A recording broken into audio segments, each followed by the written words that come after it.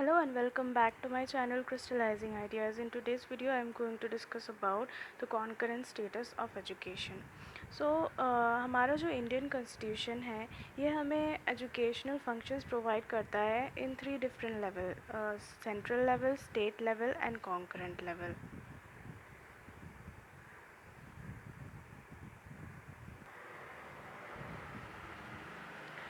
लेकिन 1976 तक जो था वो और जो एजुकेशन था वो सिर्फ स्टेट सब्जेक्ट था. लेकिन 42nd अमेंडमेंट के बाद इम्पॉर्टेंट चेंजेस आने लगे एजुकेशन सेक्टर में भी.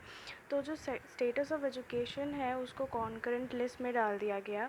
तो इससे क्या हुआ, जो सेंटर और स्टेट ये दोनों मिलकर एजुकेशन में जो है चेंजेस ला सकते हैं, कोई भी डिसीजन ले सकते हैं. और सेंटर भी जो है वो स्टेट लेवल में कोई भी कुछ भी बोल सकता है. अगर उसको कोई एजुकेशन सेक्टर में कुछ भी चेंजेस लाना हो तो वो डायरेक्टली स्टेट लेवल में जाके बोल सकता है, स्टेट लेवल को बोल सकता है. तो state and the centre can legislate on any aspect of education from primary to university level with this thing.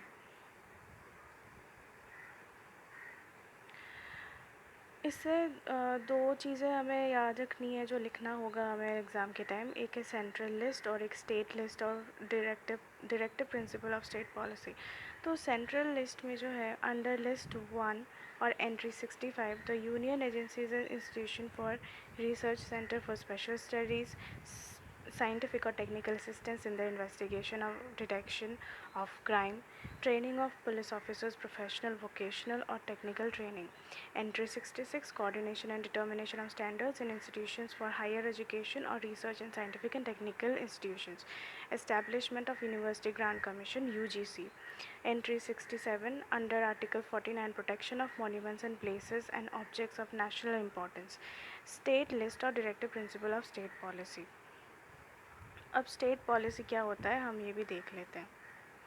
तो स्टेट पॉलिसी मतलब कॉन्स्टिट्यूशन में ऐसे कुछ पॉलिसीज़ हैं जो जिसमें कुछ डायरेक्शंस बताए गए हैं स्टेट को कि स्टेट को फॉलो करना चाहिए ताकि जो हमारा सोसाइटी है वो सही वो बेटर हो सके, ताकि जो लोग हैं इसमें अच्छी तरीके से रह सके. और the aim of this instruction is to create proper economic and social conditions in which citizens of India can lead a good life. Hence, some of the principles are in the form of social and economic rights. मतलब right to education मिलना चाहिए सबको up to the age of 14. Right to work, सबको काम करने का हक होना चाहिए. And equal right to equal wages for equal work or the right to an adequate livelihood. मतलब equal wages for equal work, जिस तरीके का काम हो, जिस लेवल का काम हो उसके अकॉर्डिंगली उसको wages भी मिलना चाहिए. लेकिन इसमें एक प्रॉब्लम है, जो ये सारे राइट्स है ये राइट्स सब लोग नहीं जो है एंजॉय कर पाते. बहुत पुअर सेक्शन होता है, बहुत पुअर कम्युनिटीज़ भी होती है, वो लोग भी एंजॉय नहीं कर पाते. तो कुछ मिडिल क्लास कम्युनिटीज़ भी होती है, वो भी एंजॉय नहीं कर पाते. तो गवर्नमेंट को क्या है, government has to try to provide conditions. Government को कुछ कंडीशंस प्रोवाइड करने होंगे under which these can become legal rights of the citizen. तो गवर्नमेंट को जो है कुछ ऐसे कंडीशंस प्रोवाइड करने चाहिए जो जो लोग हैं ये सारे राइट्स को इन सारे राइट्स को एंजॉय कर पाए. और कॉन्स्टिट्यूशन हमें ये भी कहता है कि जो भी इंसान है वो गवर्नमेंट बनाएगा, सरकार बनाएगा स्टेट में, उसको भी ये सारे जो जितने भी एम्स हमने वो लास्ट जो स्लाइड में डिस्कस किए थे, इन सारे एम्स को माइंड में रखते हुए चलना है और ऐसे सिचुएशंस कंडीशंस क्रिएट करने हैं ताकि जो ये सारे एम्स हैं ये सब लोग मिलके एंजॉय कर पाएँ. और if government makes a law, अगर कोई गवर्नमेंट लॉ बनाती है कोई भी एम को अचीव करने के लिए, तो इसके अगेंस्ट कोई कोर्ट में नहीं जा सकता on the grounds that it violates any of the guaranteed fundamental rights.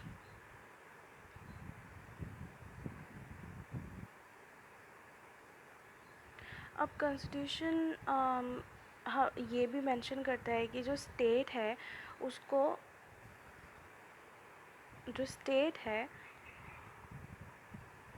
उसको the state should strive to give the right to work, right to education, right to work, right to education, right to financially aid people in अगर कोई इंसान को मतलब job नहीं मिल रही है तो गवर्नमेंट उसको हेल्प कर सकता है। और अगर कोई सिक है, कोई भी मतलब इंसान, कोई भी जो सिटीज़न है वो सिक है तब भी हेल्प कर सकता है। कोई इंसान है जो कि रिटायर्ड हो गया है उसको भी हेल्प कर सकता है। अगर कोई इंसान डिसेबल्ड है तो उसको भी हेल्प कर सकता है। तो ये सारी चीज़ें कॉन्स्टिट्यूशन ऑफ इंडिया ने स्टेट को बोला हुआ है। The constitution mentions that the state should strive to give the right to work, right to education, right to assistance for the government in case of citizen is unemployed, sick, retired or disabled, and also give free legal aid, to the people जो जिन लोगों जो लोग बहुत ही मतलब सफ़र करते हैं, जिनको राइट्स नहीं मिलती है, बहुत ही मतलब इनजस्टिस सफ़र करते हैं सोसाइटी में, वो लोग भी कोर्ट्स में जा सकते हैं अपना राइट डिफेंड करने के लिए। Education on the concurrent list. अब एजुकेशन कॉन्करेंट लिस्ट में क्यों है, किस लिए है, हम उसके कुछ पॉइंट्स पढ़ लेते हैं। First is a uniformity in education policy.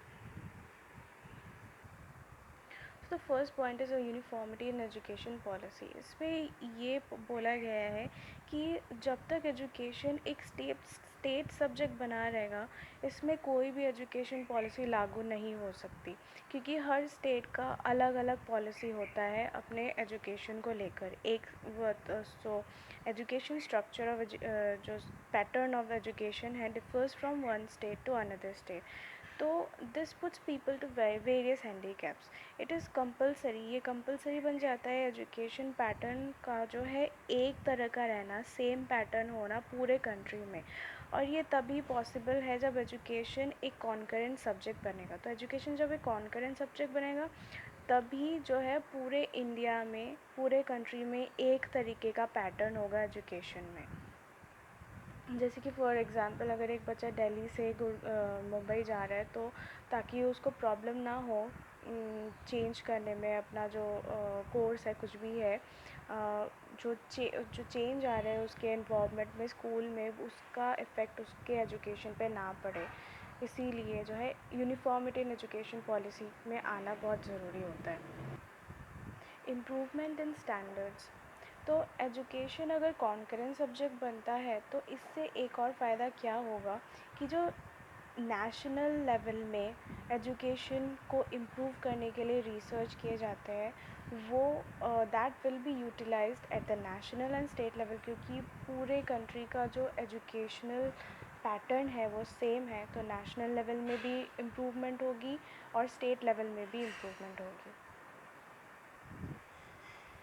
Next point is education for emotional integration.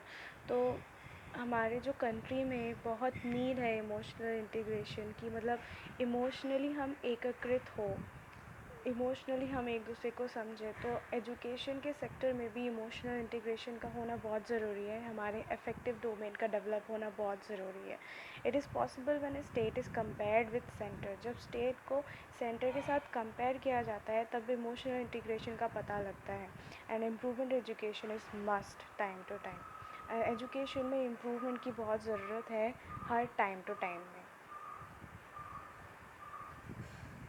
Our next point is for better discipline.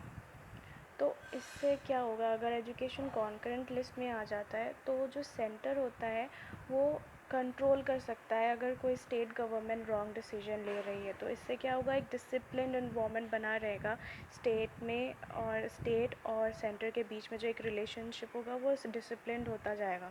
तो the general standards of education will also improve. जिस जनरल स्टैंडर्ड है education का वो भी improve होगा, और जो लोग हैं जिनमें कैलिबर है वो भी पार्टिसिपेट कर सकेंगे, एजुकेशन में ज्वाइन कर सकेंगे हर एक सेक्टर से। Our next point is for proper and better utilization of funds. अब ये देखा गया है कि जो फंड्स जो पैसे स्टेट को मिलते हैं सेंटर की तरफ से एजुकेशन के पर्पस के लिए, वो एजुकेशन के पर्पस में स्पेंड ना होकर कहीं और स्पेंड करते हैं। तो जब कॉन्करेंट लिस्ट में आ जाएगा एजुकेशन, तो जो सेंटर है वो देख रेख कर सकेगा कि जो फ़ंड दिया जा रहा है वो एजुकेशन में स्पेंड हो रहा है या नहीं। और जब funds are allocated by the central government for school betterment, it is in the fitness of things that it should have a say in their utilization। तो जब गवर्नमेंट सेंट्रल गवर्नमेंट है उसका एक से रहेगा, वो देख रेख कर पाएगा, वो पूछ पाएगा कि जो मैंने फ़ंड्स दिया था उसका आपने कहाँ पे यूटिलाइजेशन किया। Our next point is quality leadership from the central government। अब हमें पता है कि जो एजुकेशन में लीडरशिप है उसकी बहुत कमी है और इसका बहुत मिसयूज़ भी हो रहा है, ग्रांट्स का बहुत मिसयूज़ हो रहा है, पैसों का बहुत मिसयूज़ हो रहा है।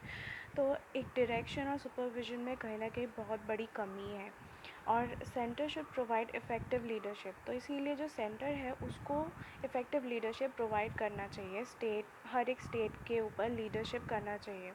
और इससे क्या होगा, एजुकेशन भी इम्प्रूव होगा और जो है मतलब सेंटर जो है देख रेख कर पाएगी स्टेट्स में। Our last point is second last point is better implementation of education policies। अब अगर एजुकेशन जो है वो कॉन्करेंट लिस्ट में आ गया तो better implementation of education policies बहुत सारी दी हुई है, जो बहुत बड़े बड़े कमीशंस हैं उन्होंने बहुत सारी एजुकेशन पॉलिसीज़ दी हुई है। तो लेकिन उनका जो इम्प्लीमेंटेशन है वो नहीं हो पा रहा। जो ऑब्जेक्टिव्स और गोल्स इन्होंने सेट की थी वो ऑब्जेक्टिव्स नहीं मिल पा रही है। तो एजुकेशन अगर कॉन्करेंट लिस्ट में आ गया तो जो स्टेट है वो ऐसे कंडीशंस और नेसेसरीज जो ऑब्जेक्टिव्स है वो सेट कर पाएगी ताकि जो एजुकेशनल पॉलिसीज़ है उनका बेटर इम्प्लीमेंटेशन हो सके। Our last point is for creating egalitarian society. Egalitarian society मतलब एक इक्वल सोसाइटी जहाँ पे सबको इक्वल राइट्स मिले, इक्वल एजुकेशन मिले। कोई भी जो बच्चा है उसको जो 14 ईयर्स तक एजुकेशन जो है कम्प्लीटली मिले according to the article 21 clause A of Indian constitution.